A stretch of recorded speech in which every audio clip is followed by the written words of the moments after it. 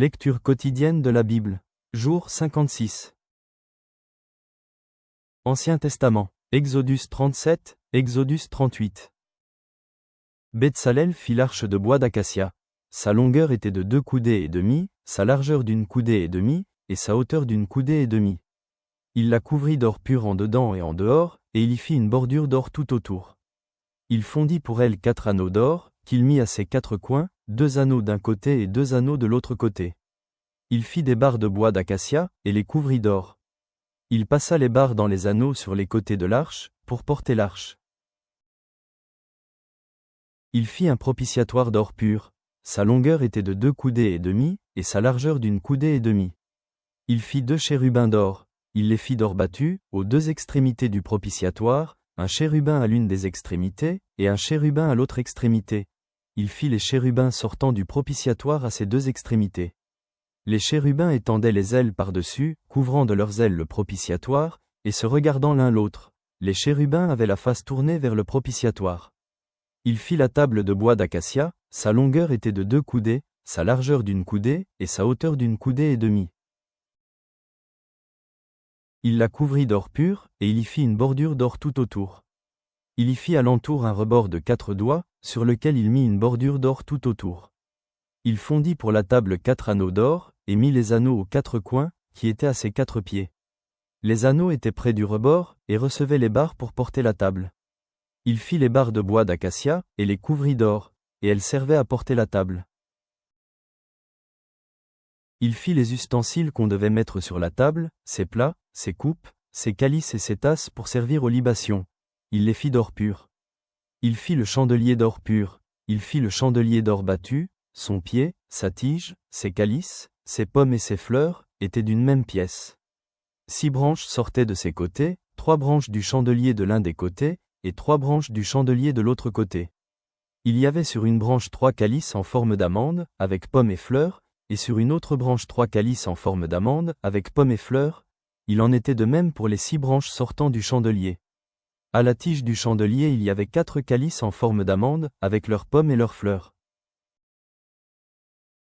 Il y avait une pomme sous 2 des branches sortant du chandelier, une pomme sous 2 autres branches, et une pomme sous 2 autres branches. Il en était de même pour les 6 branches sortant du chandelier. Les pommes et les branches du chandelier étaient d'une même pièce. Il était tout entier d'or battu, d'or pur. Il fit ses 7 lampes, ses mouchettes et ses vases à cendre d'or pur. Il employa un talent d'or pur, pour faire le chandelier avec tous ses ustensiles. Il fit l'autel des parfums de bois d'acacia. Sa longueur était d'une coudée et sa largeur d'une coudée. Il était carré, et sa hauteur était de 2 coudées. Des cornes sortaient de l'autel. Il le couvrit d'or pur, le dessus, les côtés tout autour et les cornes, et il y fit une bordure d'or tout autour. Il fit au-dessous de la bordure 2 anneaux d'or aux 2 côtés, il en mit aux 2 côtés, pour recevoir les barres qui servaient à le porter. Il fit des barres de bois d'acacia, et les couvrit d'or. Il fit l'huile pour l'onction sainte, et le parfum odoriférant, pur, composé selon l'art du parfumeur. Il fit l'autel des holocaustes de bois d'acacia. Sa longueur était de 5 coudées, et sa largeur de 5 coudées. Il était carré, et sa hauteur était de 3 coudées. Il fit, aux 4 coins, des cornes qui sortaient de l'autel, et il le couvrit d'airain. Il fit tous les ustensiles de l'autel, les cendriers, les pelles, les bassins, les fourchettes et les brasiers. Il fit d'airain tous ses ustensiles. Il fit pour l'autel une grille d'airain, en forme de treillis, qu'il plaça au-dessous du rebord de l'autel, à partir du bas, jusqu'à la moitié de la hauteur de l'autel. Il fondit 4 anneaux, qu'il mit aux 4 coins de la grille d'airain, pour recevoir les barres. Il fit les barres de bois d'acacia, et les couvrit d'airain. Il passa dans les anneaux aux côtés de l'autel les barres qui servaient à le porter. Il le fit creux, avec des planches. Il fit la cuve d'airain, avec sa base d'airain, en employant les miroirs des femmes qui s'assemblaient à l'entrée de la tente d'assignation. Il fit le parvis. Du côté du midi, il y avait, pour former le parvis, des toiles de fin lin retors, sur une longueur de 100 coudées, avec 20 colonnes posant sur 20 bases d'airain. Les crochets des colonnes et leurs tringles étaient d'argent. Du côté du nord, il y avait 100 coudées de toile, avec 20 colonnes et leurs 20 bases d'airain. Les crochets des colonnes et leurs tringles étaient d'argent. Du côté de l'Occident, il y avait 50 coudées de toile, avec 10 colonnes et leurs 10 bases. Les crochets des colonnes et leurs tringles étaient d'argent. Du côté de l'Orient, sur les 50 coudées de largeur, il y avait, pour une aile, 15 coudées de toile, avec 3 colonnes et leurs 3 bases, et, pour la seconde aile, qui lui correspondait de l'autre côté de la porte du parvis, 15 coudées de toile, avec 3 colonnes et leurs 3 bases. Toutes les toiles formant l'enceinte du parvis étaient de fin lin retors. Les bases pour les colonnes étaient d'airain, les crochets des colonnes et leurs tringles étaient d'argent, et leurs chapiteaux étaient couverts d'argent. Toutes les colonnes du parvis étaient jointes par des tringles d'argent. Le rideau de la porte du parvis était un ouvrage de broderie en fil bleu, pourpre et cramoisi, et en fin lin retors. Il avait une longueur de 20 coudées, et sa hauteur était de 5 coudées, comme la largeur des toiles du parvis. Ses 4 colonnes et leurs 4 bases étaient d'airain, les crochets et leurs tringles étaient d'argent, et leurs chapiteaux étaient couverts d'argent. Tous les pieux de l'enceinte du tabernacle et du parvis étaient d'airain. Voici les comptes du tabernacle d'assignation, révisés, d'après l'ordre de Moïse, par les soins des Lévites, sous la direction d'Ithamar, fils du sacrificateur Aaron. Betsalel, fils d'Ouri, fils de Hur, de la tribu de Juda, fit tout ce que l'Éternel avait ordonné à Moïse. Il eut pour aide Oholiabé, fils d'Aïsamak, de la tribu de Dan, habile à graver, à inventer, et à broder sur les étoffes teintes en bleu, en pourpre, en cramoisi, et sur le fin lin. Le total de l'or employé à l'œuvre pour tous les travaux du sanctuaire, or qui fut le produit des offrandes, montait à 29 talents et 730 cycles, selon le cycle du sanctuaire. L'argent de ceux de l'assemblée dont on fit le dénombrement montait à 100 talents et 1775 cycles, selon le cycle du sanctuaire. C'était un demi-cycle par tête, la moitié d'un cycle, selon le cycle du sanctuaire, pour chaque homme compris dans le dénombrement, depuis l'âge de 20 ans et au-dessus, soit pour 603 550 hommes.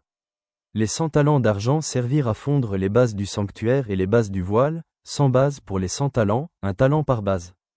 Et avec les 1775 cycles on fit les crochets et les tringles pour les colonnes, et on couvrit les chapiteaux. L'airain des offrandes montait à 70 talents et 2400 cycles. On en fit les bases de l'entrée de la tente d'assignation, l'autel d'airain avec sa grille, et tous les ustensiles de l'autel. Les bases du parvis, tout autour, et les bases de la porte du parvis, et tous les pieux de l'enceinte du tabernacle et du parvis.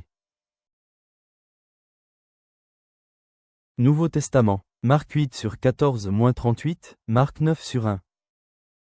Les disciples avaient oublié de prendre des pains, ils n'en avaient qu'un seul avec eux dans la barque. Jésus leur fit cette recommandation, gardez-vous avec soin du levain des pharisiens et du levain d'Hérode. Les disciples raisonnaient entre eux, et disaient, c'est parce que nous n'avons pas de pain. Jésus, l'ayant connu, leur dit, pourquoi raisonnez-vous sur ce que vous n'avez pas de pain? Êtes-vous encore sans intelligence, et ne comprenez-vous pas? Avez-vous le cœur endurci? Ayant des yeux, ne voyez-vous pas? Ayant des oreilles, n'entendez-vous pas? Et n'avez-vous point de mémoire? Quand j'ai rompu les 5 pains pour les 5000 hommes, combien de paniers pleins de morceaux avez-vous emportés? 12, lui répondirent-ils. Et quand j'ai rompu les 7 pains pour les 4000 hommes, combien de corbeilles pleines de morceaux avez-vous emportés? 7, répondirent-ils. Et il leur dit, ne comprenez-vous pas encore? Ils se rendirent à Bethsaïda, et on amena vers Jésus un aveugle, qu'on le pria de toucher. Il prit l'aveugle par la main, et le conduisit hors du village. Puis il lui mit de la salive sur les yeux, lui imposa les mains, et lui demanda s'il voyait quelque chose. Il regarda, et dit, j'aperçois les hommes, mais j'en vois comme des arbres, et qui marchent. Jésus lui mit de nouveau les mains sur les yeux, et, quand l'aveugle regarda fixement, il fut guéri, et vit tout distinctement. Alors Jésus le renvoya dans sa maison, en disant, n'entre pas au village. Jésus s'en alla, avec ses disciples, dans les villages de Césarée de Philippe, et il leur posa en chemin cette question, qui dit-on que je suis? Ils répondirent, Jean-Baptiste, les autres, Élie, les autres, l'un des prophètes. Et vous, leur demanda-t-il, qui dites-vous que je suis?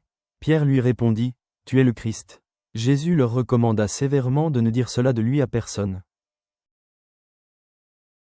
Alors il commença à leur apprendre qu'il fallait que le Fils de l'homme souffrit beaucoup, qu'il fût rejeté par les anciens, par les principaux sacrificateurs et par les scribes, qu'il fut mis à mort, et qu'il ressuscita 3 jours après. Il leur disait ces choses ouvertement. Et Pierre, l'ayant pris à part, se mit à le reprendre. Mais Jésus, se retournant et regardant ses disciples, réprimanda Pierre, et dit, Arrière de moi, Satan. Car tu ne conçois pas les choses de Dieu, tu n'as que des pensées humaines. Puis, ayant appelé la foule avec ses disciples, il leur dit, si quelqu'un veut venir après moi, qu'il renonce à lui-même, qu'il se charge de sa croix, et qu'il me suive. Car celui qui voudra sauver sa vie la perdra, mais celui qui perdra sa vie à cause de moi et de la bonne nouvelle la sauvera. Et que sert-il à un homme de gagner tout le monde, s'il perd son âme? Que donnerait un homme en échange de son âme? Car quiconque aura honte de moi et de mes paroles au milieu de cette génération adultère et pécheresse, le Fils de l'homme aura aussi honte de lui, quand il viendra dans la gloire de son Père, avec les saints anges. Il leur dit encore, je vous le dis en vérité, quelques-uns de ceux qui sont ici ne mourront point, qu'ils n'aient vu le royaume de Dieu venir avec puissance. 6 jours après, Jésus prit avec lui Pierre, Jacques et Jean, et il les conduisit seuls à l'écart sur une haute montagne. Il fut transfiguré devant eux. Ses vêtements devinrent resplendissants, et d'une telle blancheur qu'il n'est pas de foulon sur la terre qui puisse blanchir ainsi. Élie et Moïse leur apparurent, s'entretenant avec Jésus. Pierre, prenant la parole, dit à Jésus, « Rabbi, il est bon que nous soyons ici. Dressons 3 tentes, une pour toi, une pour Moïse, et une pour Élie. » Car ils ne savaient que dire, l'effroi les ayant saisis. Une nuée vint les couvrir, et de la nuée sortit une voix. « Celui-ci est mon fils bien-aimé, écoutez-le. » Aussitôt les disciples regardèrent tout autour, et ils ne virent que Jésus seul avec eux. Comme ils descendaient de la montagne, Jésus leur recommanda de ne dire à personne ce qu'ils avaient vu, jusqu'à ce que le Fils de l'homme fût ressuscité des morts. Ils retinrent cette parole, se demandant entre eux ce que c'est que ressusciter des morts. Les disciples lui firent cette question, « Pourquoi les scribes disent-ils qu'il faut qu'Élie vienne premièrement ?» Il leur répondit, « Élie viendra premièrement, et rétablira toutes choses. Et pourquoi est-il écrit du Fils de l'homme qu'il doit souffrir beaucoup et être méprisé? Mais je vous dis qu'Élie est venu, et qu'ils l'ont traité comme ils ont voulu, selon qu'il est écrit de lui. » Lorsqu'ils furent arrivés près des disciples, ils virent autour d'eux une grande foule, et des scribes qui discutaient avec eux. Dès que la foule vit Jésus, elle fut surprise, et accourut pour le saluer. Il leur demanda, « Sur quoi discutez-vous avec eux ?» Et un homme de la foule lui répondit, « Maître, j'ai amené auprès de toi mon fils, qui est possédé d'un esprit muet. En quelque lieu qu'il le saisisse, il le jette par terre, l'enfant écume, grince des dents, et devient tout raide. J'ai prié tes disciples de chasser l'esprit, et ils n'ont pas pu. » Race incrédule, leur dit Jésus, « Jusqu'à quand serai-je avec vous? Jusqu'à quand vous supporterai-je? Amenez-le-moi. » On le lui amena. Et aussitôt que l'enfant vit Jésus, l'esprit l'agita avec violence. Il tomba par terre, et se roulait en écumant. Jésus demanda au Père, « Combien y a-t-il de temps que cela lui arrive? » Depuis son enfance, répondit-il. Et souvent l'esprit l'a jeté dans le feu et dans l'eau pour le faire périr. Mais, si tu peux quelque chose, viens à notre secours, aie compassion de nous. Jésus lui dit, « Si tu peux, tout est possible à celui qui croit. » Aussitôt le père de l'enfant s'écria, « Je crois. Viens au secours de mon incrédulité. » Jésus, voyant accourir la foule, menaça l'esprit impur, et lui dit, « Esprit muet et sourd, je te l'ordonne, sors de cet enfant, et n'y rentre plus. » Et il sortit, en poussant des cris, et en l'agitant avec une grande violence. L'enfant devint comme mort, de sorte que plusieurs disaient qu'il était mort. Mais Jésus, l'ayant pris par la main, le fit lever. Et il se tint debout.